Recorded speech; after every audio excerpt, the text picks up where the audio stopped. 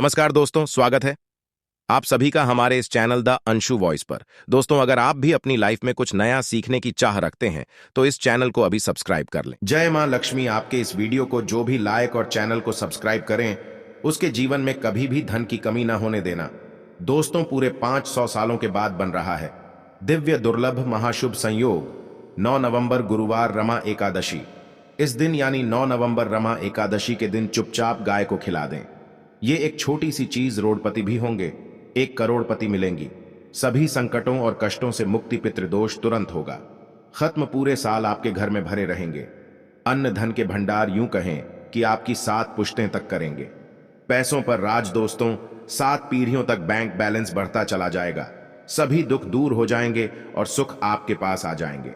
सुख आपके कदम चूमेगी और आपके घर में सदैव अन्न धन के भंडार भरे रहेंगे। और साथ ही साथ भगवान विष्णु और माता लक्ष्मी की सदैव आपके ऊपर कृपा बरसेगी। तो अगर तो वो कौन सी एक खास और महत्वपूर्ण चीज है जो कि आपको 9 नवंबर गुरुवार यानी कि रमा एकादशी के दिन चुपचाप गाय को खिला देनी है। आपको बता दें कि ये एकादशी इसलिए भी खास मानी जा रही है क्योंकि इस दिन गुरुवार का दिन है, स्वयं भगवान बृहस्पति का दिन है, भगवान विष्णु जी का दिन है। और इस दिन यदि आप गाय को ये एक छोटी सी चीज खिला देते हैं तो समझ लेना आपके 7 पीढ़ियों तक लाभ हो जाएगा। 7 पीढ़ियों तक बैंक बैलेंस बढ़ता चला जाएगा, तत्काल गरीबी समाप्त हो जाएगी।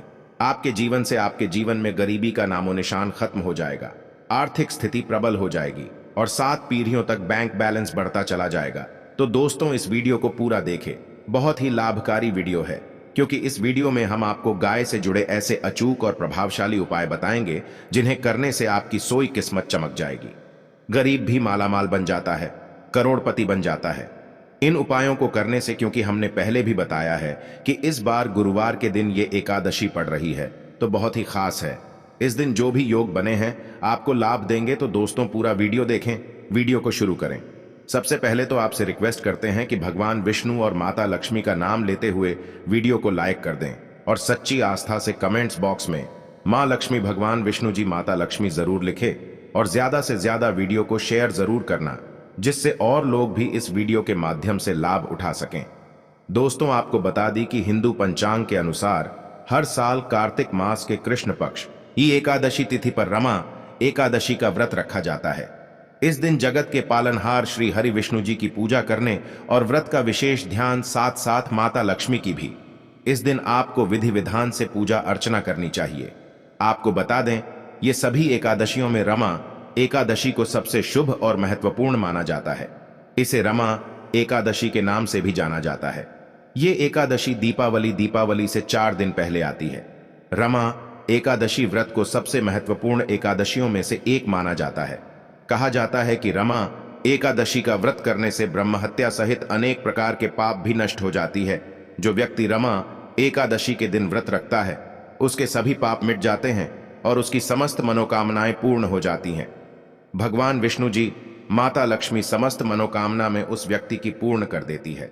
आपको बता दें कि रमा एकादशी के दिन प्रातःकाल सुबह उठकर जल्दी स्नान आदि से निवृत्त होकर स्वच्छ वस्त्र धारण करें और भगवान विष्णु जी की प्रतिमा या फिर तस्वीर को स्थापित करें। साथ ही साथ माता लक्ष्मी की भी विधि विधान से पूजा करें। प्रतिमा के सामने बैठकर व्रत का संकल्प लें। इसके बाद भगवान विष्णु जी की विधिवत पूजा अर्चना करें। सबसे पहले भगवान विष्णु जी को पंचामृत से स्नान करवाएं, फिर भगवान विष्णु को पुष्प, धूप, दीप, नैवेद्य आदि अर्पित करें।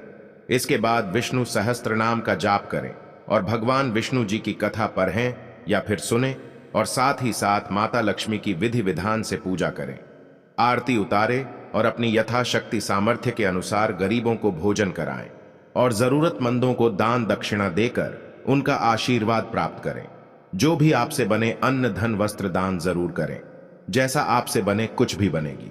अन्न धन वस्त्र जो भी बने दान करें, लाभ आपको अवश्य होगा।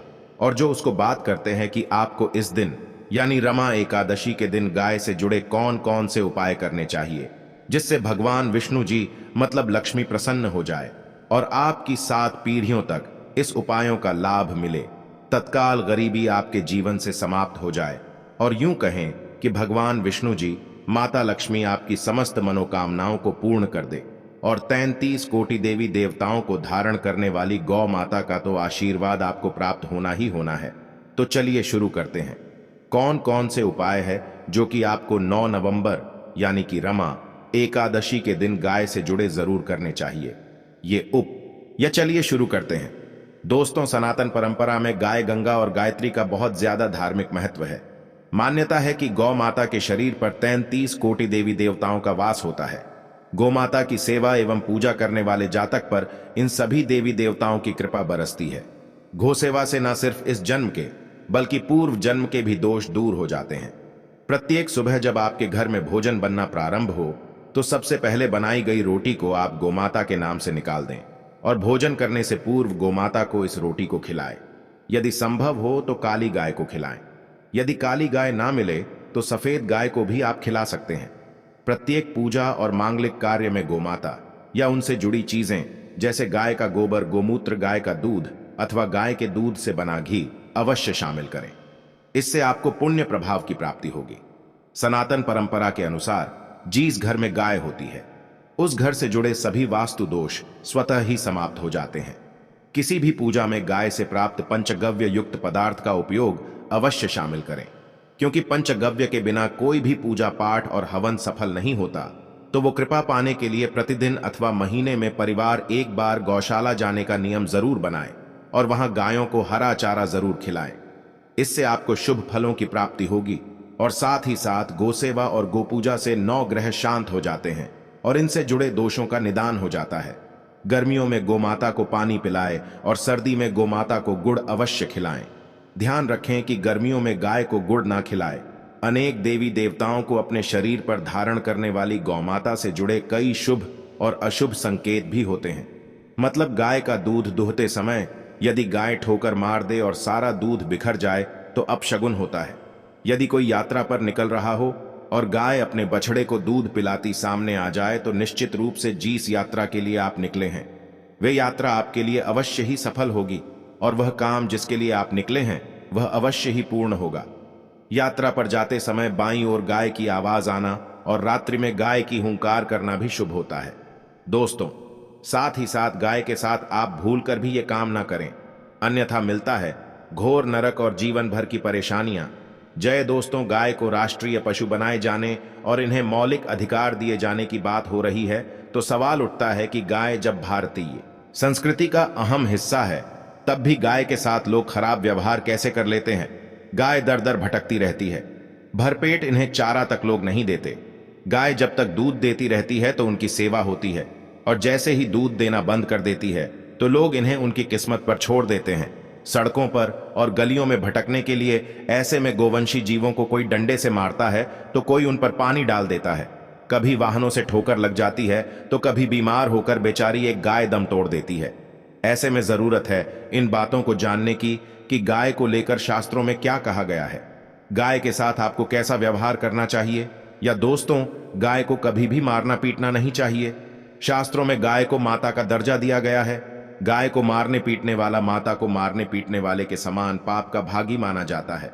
ऐसे घरों को नरक लोक में वर्षों तक कष्ट भोगना पड़ता है, अगले जन्म पशु योनि में मिलता है। कथा है कि गौतम मुनि ने गलती से गाय को डंडा मार दिया था जिससे गाय की मृत्यु हो गई थी और इस पाप से मुक्ति के लिए इन्हें वर्षों तक तपस्या करनी पड़ी। भगवान श्री कृष्ण जी ने बैल स्वरूप में आए असुर का वध कर दिया था, जिससे मुक्ति के लिए भगवान श्री कृष्ण को संपूर्ण तीर्थों को एक कुंड में बुलाना पड़ा और इस कुंड में स्नान से वह पाप मुक्त हो गई थी। साथ ही साथ जो लोग पानी पी रही गाय को भगाते हैं वे घोर पापी के भागी बनकर नरक भोगते हैं, ऐसा पुराण में बताया गया है। जबकि जो लोग गाय के लिए प्याव और चारा बनवाते हैं वह महाभाग्यवान होते हैं। ऐसे लोग घोर पाप से मुक्त होकर स्वर्ग पा जाते हैं और बड़े ही धनवान कुल में जन्म लेकर सुख भोगते हैं। और साथ ही साथ आराम कर रही गाय को कष्ट देकर कभी भी उठाना नहीं चाहिए। कहते हैं कि जिस स्थान पर गाय बैठी है वहां से नकारात्मक ऊर्जा समाप्त हो जाती है। गाय के बैठने की जगह को जो लोग नियमित साफ रखते हैं वे पूर्व जन्म में किए गए जाने अनजाने में पापों से मुक्ति हो जाते हैं और गोलोक में स्थान पाते हैं। गाय को डंडा मारकर उठाना, पानी डालकर उठाने से मनुष्य पाप का भागी बनता है और अगले जन्म में उसे दर दर भटकना पड़ता है। और साथ ही साथ शास्त्रों में बताया गया है कि गाय का दूध उसके बछड़े के लिए होता है। गाय की बछड़े से बचा हुआ दूध ही मनुष्य को लेना चाहिए। लेकिन कुछ लोग एक बार गाय को दूह लेने के बाद फिर से बछड़े के लिए बचा हुआ दूध भी दूह लेते हैं। ऐसा करना घोर पाप कहा जाता है। ऐसे दूध को दूहने वाला और ग्रहण करने वाला दोनों ही पाप की भागी बन जाते हैं। दोस्तों, साथ ही साथ शास्त्रों में कहा गया है कि गोवंश यानी गाय और बैल के पीठ पर नहीं बैठना चाहिए। इनके पीठ पर बैठने से महापाप लगता है। ऐसे लोगों को नरक की यातना भुगतनी पड़ती है। एकमात्र महादेव के अंश के उत्पन्न नंदी ही गोवंशी है, जिस पर स्वयं महादेव और महादेवी सवारी करती है, क्योंकि नंदी ने स्वयं अपनी इच्छा से महादेव की सवारी बनना स्वीकार किया था। और साथ ही साथ शास्त्रों में गाय के दान को बहुत ही महत्व दिया गया है। लेकिन ऐसी गाय का दान कभी नहीं करना चाहिए जो बूढ़ी और बीमार हो। कठोपनिषद में नचिकेता की कथा भी इस संदर्भ में है कि जिस नचिकेता ने पिता द्वारा बूढ़ी गाय को दान करने पर आपत्ति जताई थी। दूध देने वाली और बछड़े सहित जो लोग गाय का दान करते हैं वह महान पुण्य को प्राप्त करके स्वर्ग में स्थान पाते हैं। दोस्तों, साथ ही साथ सूर्य, चंद्र, मंगल या शुक्र की युति राहु से हो तो पितृदोष होता है। यह भी मान्यता है कि सूर्य का संबंध पिता से, मंगल का संबंध रक्त से होने के कारण सूर्य यदि शनि, राहु या केतु के साथ स्थित हो या दृष्टि संबंधी हो तथा मंगल की युति राहु या केतु से हो, पितृदोष होता है। यह दोष जीवन संघर्ष में बन जाता है। यदि पितृदोष हो तो गाय को प्रतिदिन या किसी भी एकादशी को या किसी पूर्णिमा के दिन या अमावस्या को रोटी, गुड़, चारा आदि खिलाने से पितृ दूर से समाप्त हो जाता है। साथ ही साथ देसी गाय की पीठ पर जो कूबड़ होता है वह बृहस्पति गुरु हैं। अतः जन्मपत्री में यदि बृहस्पति अपनी नीच राशि मकर में हो या अशुभ स्थिति में हो तो देसी गाय के इस बृहस्पति भाग शिवलिंग रूपी कुबेर के दर्शन करने चाहिए तथा चने की दाल रखकर गाय को रोटी भी दें। इससे आपको शुभ फलों की प्राप्ति होगी। और साथ ही साथ यदि आप रास्ते में जा रहे हो और सामने से गौ माता आती हुई दिखाई दे तो गोमाता को आप अपनी दाहिनी ओर से जाने देना चाहिए। आपकी यात्रा बस तुरंत ही सफल होगी। और साथ ही साथ संकेत भी जान लें। यदि आप यात्रा पर जा रहे हैं और सामने आपके गाय पड़ जाए अथवा अपने बछड़े को दूध पिलाती हुई सामने गाय दिखाई दिए जाए तो समझ जाना कि वह यात्रा आपके लिए अवश्य ही सफल होगी। और साथ ही साथ जिस घर में गाय होती है उसमें वास्तु दोष स्वतः ही समाप्त हो जाता है। और साथ ही साथ आपको बता दें कि गाय को आप जो भी रोटी बनाए प्रतिदिन रोटी ही बनाए। गाय को अगर आपने रोटी बनाई है तो कोशिश करें कि उस रोटी को आप तुरंत ही गाय को दे दें। अगर आप उस रोटी को रख देंगे और उस रोटी को अगले दिन देंगे तो वह रोटी बासी मानी जाएगी। गाय को कभी भी बासी रोटी ना दें। इससे घर में नकारात्मक ऊर्जा वास करती है और जो भी कार्य आपके बनने वाले होंगे वह कार्य भी आपके बिल्कुल भी नहीं बनेंगे। इससे आपके घर में हमेशा दर्द रहता का वास रहेगा और आप जिस भी कार्य को करेंगे उस कार्य में आपको हमेशा असफलता ही हाथ लगेंगी। इसलिए कोशिश करें गाय को रोजाना ताज ही रोटी बनाकर खिलाएं और रोटी को बिल्कुल ना रखें।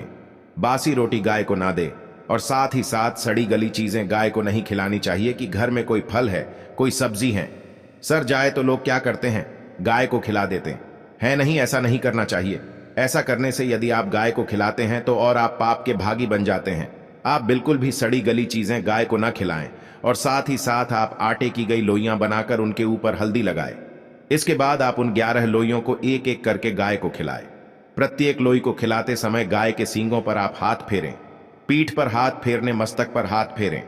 माता गाय की आप चरणों के स्पर्श करें। या दोस्तों, ऐसा करने से आपके समस्त कार्य बनने लगेंगे। जो दुख का समय चल रहा है वे भी समाप्त होगा।